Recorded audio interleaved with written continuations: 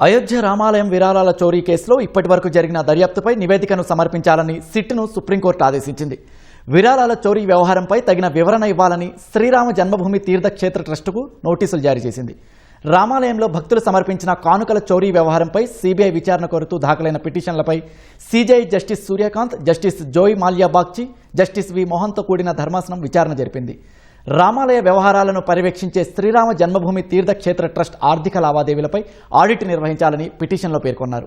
ఆలయ ట్రస్ట్ వ్యవహారాలు, పరిపాలనకు సంబంధించిన ఆర్థిక అవకతవకలు, ఇతర చట్టవిరుద్ధ కార్యకలాపాలపై సిబిఐ నేతృత్వంలో దర్యాప్తు చేయాలని కోరారు. కోట్లాది మంది భక్తులు, దాతల విశ్వాసాన్ని నిలబెట్టడానికి అవసరమైన నియంత్రణ, పర్యవేక్షణ, ఆడిట్ యంత్రాంగాలను ఏర్పాటు చేసే విధంగా కేంద్రం, యూపీ ప్రభుత్వం ట్రస్టుకు ఆదేశాలు ఇవ్వాలని పిటిషన్లో వివరించారు.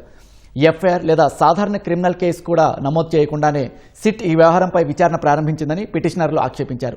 ఈ సందర్భంగా ప్రభుత్వం తరపున కేసు విచారణలో పాల్గొన్న solicitor general Tushar Mehta SIT దర్యాప్తు పురోగతి నివేదికను సీల్డ్ కవర్లో ధర్మాసనానికి సమర్పిస్తామని కోర్టుకు వివరించారు. ఈ కేసు తదుపరి విచారణను సుప్రీంకోర్టు ఈ నెల 20కు వాయిదా వేసింది. రామాలయంలో విరాళాల దుర్వినియోగం ఆరోపణల నేపథ్యంలో గత నెల 13న ఉత్తరప్రదేశ్ ప్రభుత్వం సిట్ను ఏర్పాటు చేసింది.